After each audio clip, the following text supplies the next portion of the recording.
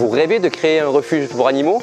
Eh bien, si on vous montrait aujourd'hui que c'était possible de faire ça chez soi au travers d'une association. Je suis Adam de Snapdog Academy. Nous sommes à l'arche de Luna, à La Ciotat, sous le soleil, le chant des cigales du sud. Et nous allons vous présenter Nathalie, qui a donc créé son association et qui accueille des animaux dans un endroit un petit peu particulier.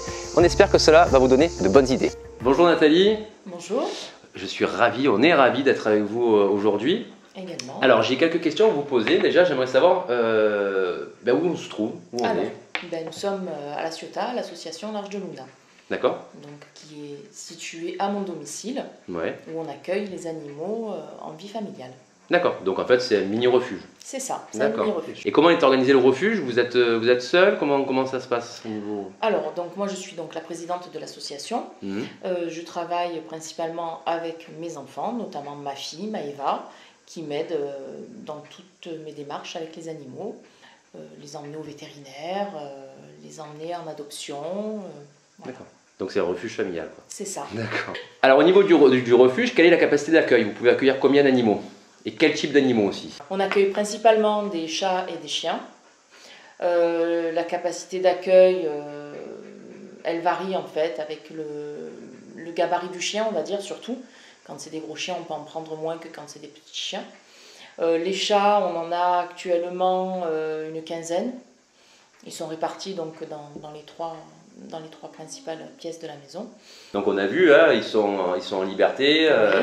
Ils sont vraiment en totale autonomie, ils ne sont pas enfermés, ils profitent vraiment de votre espace, que ce soit extérieur et intérieur, donc ils vivent vraiment avec vous. Ça se passe bien, il n'y a jamais eu de grosses disputes, on va dire? Oui, ça arrive, ça arrive qu'ils se disputent, c'est normal, il y a une hiérarchie, donc quand il y en a qui veulent essayer d'enfreindre cela, ça part un petit peu au clash, donc oui, ça arrive qu'il y ait des bagarres, mais bon, on est toujours là en principe pour intervenir, et puis quand on s'absente, on essaye de ne pas laisser les animaux qui ne s'entendent pas vraiment ensemble, justement pour éviter tous ces petits problèmes. Du coup, donc ce refuge existe depuis combien d'années? Ça fait combien d'années que vous avez créé Alors, j'ai commencé à faire du sauvetage animalier un peu comme ça, on va dire.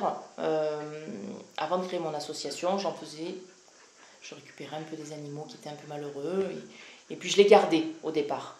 Puis bon, après c'était problématique parce que ça faisait beaucoup d'animaux à récupérer, donc on a créé cette association. Ça fait 4 ans qu'elle est créée maintenant. C'est compliqué les démarches pour créer un refuge? Alors je vous pose la question parce qu'on a beaucoup nous de personnes qui nous contactent, de stagiaires. Leur rêve c'est d'ouvrir un refuge. Alors généralement quand on pense à un refuge, on pense à une grosse structure, on pense du coup à des investissements, on pense à beaucoup de complexité administrative. Là du coup ça paraît effectivement faisable puisque vous l'avez fait. Alors oui, je vais vous dire oui et non, parce que en fait moi j'ai pas vraiment un statut de refuge. Moi j'ai une association et je les reçois à mon domicile, donc c'est pas un refuge à proprement dit, où on a obligé d'avoir quand même certaines règles, notamment des box, parce que certains refuges sont obligés d'avoir des box pour les animaux dangereux ou mordeurs. Voilà, moi j'ai la chance d'avoir des animaux qui s'entendent tous pratiquement, et donc je peux les accueillir tous ensemble à la maison. D'accord. Alors du coup, donc ici, comment ça se passe une journée type? Quelle est votre organisation? Est-ce que tous les jours vous faites exactement la même chose? Comment ça se déroule? Dites-moi un petit peu plus. On se lève le matin, on les fait sortir, on s'occupe d'eux, on vérifie qu'ils aient bien de l'eau à disposition, on nettoie le jardin, on nettoie l'intérieur, les chats, on s'occupe d'eux également, on nettoie leur litière. Voilà, après on joue un peu avec eux, on leur donne à manger un peu le matin. Après la journée, ils font un peu ce qu'ils veulent, ils sont un peu libres, ils veulent rentrer, ils rentrent, ils veulent sortir, ils sont dehors, c'est vraiment à leur convenance à eux. Et le soir, on nourrit tout le monde. On a 2 chats qui sortent en extérieur, on ne les laisse pas tous sortir. Donc quand ils sont en extérieur, les chiens ont tendance à vouloir leur courir derrière, parce qu'un chat c'est rigolo, ça court vachement vite. Alors du coup, je vais vous poser une question, est-ce que vous avez une histoire d'abandon, d'adoption, quelque chose de marquant qui vous a vraiment laissé une trace indélébile par rapport à ce que vous avez vécu? Donc en fait c'était un petit canet corso qu'on a récupéré dans un état catastrophique et qu'on a dû garder relativement longtemps pour le remettre complètement sur pattes. Et donc quand on a fait adopter ce chien, Lenny, je l'ai fait adopter sur Digne, et donc je l'ai emmené chez les adoptants. Et en fait le regard du chien me disait tu vas pas me laisser là, c'est pas possible. J'ai laissé le chien à l'intérieur de la maison de ces personnes et je suis partie sans me retourner. Voilà. Et ce regard de ce chien restera gravé tout le temps. Je le vois maintenant qu'il est heureux, qu'il fait des super balades, il est dans une colline, il va à la rivière, voilà, c'est fabuleux. Oui, c'est ce qui nous fait continuer et c'est ce qui nous fait nous dire que on les abandonne pas, nous, on les abandonne pas, on leur trouve des belles familles. Alors par rapport Tu es parti? Tu reviens pas? Par rapport à votre association, par rapport à tout ça, est-ce que vous avez actuellement des projets? On a le projet de trouver un endroit plus accueillant pour les animaux, avec plus d'espace, plus de terrain, plus de... Voilà. Quelque chose de plus grand en fait. D'accord. Donc là, vous allez recevoir plein d'appels et de mails d'agents immobiliers, par contre, Ouais, quand on va mettre la vidéo. Comment ça se passe avec les animaux malades? Est-ce que vous avez un vétérinaire en particulier où vous vous rendez? Est-ce que c'est le vétérinaire qui vient ici? Comment ça se déroule? Non, alors en principe on se rend chez nos vétérinaires, on a 2 vétérinaires partenaires, un qui est sur La Ciotat et un qui est sur Auriol. Donc quand on a un animal malade, on les appelle et ils nous prennent en principe en urgence, bien souvent dans l'heure. Alors on entend beaucoup de professionnels ou certains de nos stagiaires qui ont envie justement d'aider les associations comme vous, les refuges, et qui veulent faire du bénévolat, donc se déplacer, venir toiletter, venir masser, aider à l'éducation, donc de manière gratuite hein, bien sûr. Est-ce que vous, c'est des sollicitations que vous avez déjà reçues? Non, malheureusement non, nous n'avons pas reçu ce genre de sollicitations, ce qui pourrait être bien. Parce que des fois on reçoit des animaux dans des états un peu catastrophiques, donc un toilettage par-ci par-là, ça serait sympa d'avoir quelqu'un qui vienne nous aider sur ça. Donc du coup en fait, quand vous avez un animal qui arrive, un chien avec des poils longs ou autre, qui est très emmêlé, vous l'amenez chez le vétérinaire? Chez le toiletteur? Oui, en principe on prend un rendez-vous et on l'emmène chez le toiletteur. Donc à vos frais? Ah tout à fait. Donc c'est-à-dire qu'en fait vous accueillez des animaux qui sont abandonnés, oui. Donc il vous prendre du temps, et vous n'avez personne qui vient aujourd'hui vous aider par rapport à ça? Non. D'accord. Alors je vais vous poser une dernière question. Est-ce que vous auriez un message ou des messages à faire passer par rapport à ce qu'on appelle la cause animale? On en entend beaucoup parler.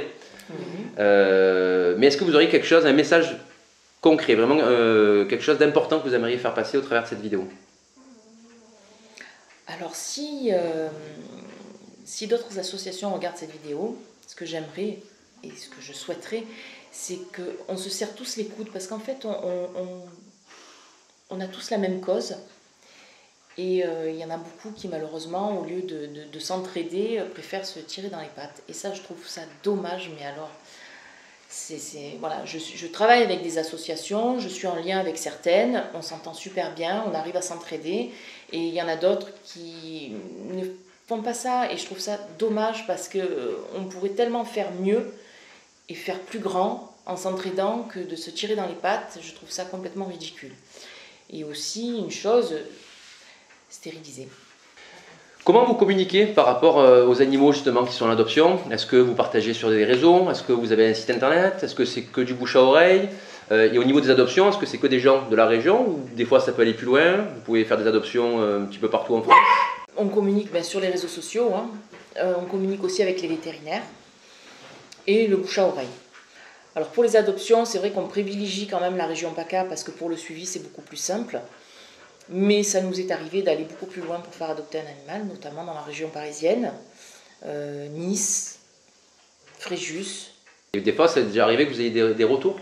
C'est-à-dire des personnes qui ont adopté un chien, un chat, qui, quelque temps après, vous disent non, finalement...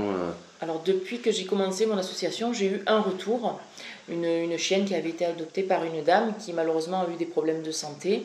Et de par ces problèmes, ne pouvait plus s'occuper de la chienne, ne pouvait plus la sortir. Donc pour ne pas la rendre malheureuse, elle nous a contactés. Et du coup, on est allé récupérer la chienne et on y a trouvé une nouvelle famille. Donc elle est repartie pratiquement immédiatement dans une nouvelle famille. Et tout se passe très bien. Alors du coup, vous payez les frais vétérinaires, vous payez le toiletteur quand il y a besoin, vous payez donc les différents soins. Les croquettes, oui. C'est vous aussi qui les payez? Tout à fait. D'accord. Et comment ça se passe à ce niveau-là? Vous avez des aides? Est-ce que c'est vous qui payez la totalité de ces frais? Alors non, des aides on n'en a pas. Donc une grosse partie des frais engagés sont payés par mois. Après, quand on fait des adoptions ou quand on a certains dons, qui sont rares, mais ça arrive qu'on ait des dons, donc ça nous aide aussi. On a eu fait des cagnottes. On a eu fait des cagnottes au tout début, en fait, quand on a récupéré Nimeria, donc la petite canet corso qui était handicapée. On a fait une cagnotte et puis on s'est fait insulter en nous disant que si on n'avait pas les moyens d'assumer cette chienne, on n'avait qu'à pas la prendre et qu'il aurait fallu la laisser mourir. Donc on n'a plus voulu faire de cagnotte et on s'est débrouillé par nous-mêmes à subvenir aux besoins de nos animaux. Ça, c'est l'envers du décor de la cause animale. C'est un terme que j'aime pas, moi, la cause animale, la protection animale, c'est un terme que j'aime pas parce que je considère que on ne doit pas mettre de mots sur ça. Soit vraiment c'est en nous, en vous comme ça l'est, soit voilà. Et du coup, vous parlez de l'envers du décor en fait quelque part. C'est-à-dire qu'on a l'impression que quand on est extérieur à tout ça, tout est beau, tout est rose, on aime les animaux, donc tout se passe bien, alors que c'est pas le cas en fait. Et là, si vous voulez, vous êtes l'exemple même, vous n'avez pas d'aide. Donc en fait, vous êtes l'exemple même de ce terme, encore une fois que je n'aime pas, mais de protection animale, de cause animale, c'est-à-dire que c'est vous vraiment qui vous investissez d'un point de vue personnel et financier. Et quand on voit effectivement des commentaires sur les réseaux sociaux où on peut se faire insulter sur ça, et que ces gens en plus se disent protecteurs des animaux, moi j'ai qu'une chose à leur dire, c'est mais barrez-vous de Facebook quoi, excusez-moi, mais voilà, barrez-vous. Ne regardez même pas le compte Facebook, ne mettez pas un commentaire, vous n'avez rien à faire là quoi. Si vous voulez dire que vous êtes protecteur des animaux, allez faire ce qu'il y a à faire, mais ne perdez pas de temps à écrire des messages. Et je trouve ça vraiment désolant de recevoir des messages d'insultes et révoltant quoi. Alors que vous mettez tout votre investissement. C'est sûr. Ben, ça aide pas la cause, ça aide pas l'animal. Non mais c'est ça, c'est que ces personnes-là ne se rendent pas compte qu'ils n'aident pas la cause en fait. Ils écrivent des messages mais ils n'agissent pas. Alors pas tout le monde ne peut agir, une question de temps, une question d'argent, ça il faut le concevoir. Mais si on ne peut pas agir, il ne faut pas non plus faire des contractions en mettant des messages assassins comme ça sur Facebook. Et ça il faut arrêter. C'est quelque chose, moi vraiment je suis c'est pour ça qu'on est totalement... on se met sur les réseaux sociaux parce que tout le monde y est, donc on est un peu obligé. Mais si on peut l'éviter, on l'évite et on préfère voir avec les vétérinaires.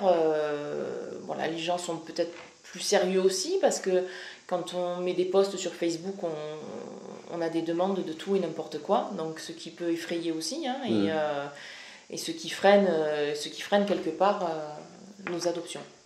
Donc moi j'ai quelque chose à dire à toutes les personnes qui laissent des messages sur Facebook haineux, allez courir, allez vous défouler, allez faire ce que vous voulez, mais laissez les personnes qui travaillent vraiment avec leur cœur et qui veulent vraiment aider les animaux faire ce qui leur fait du bien et ce qui fait du bien aux animaux. Et arrêtez avec ces commentaires haineux et totalement désolants. Voilà, excusez-moi, c'était une petite aparté, j'avais envie de le dire. Nathalie, merci beaucoup de nous avoir accueillis chez vous, dans votre association.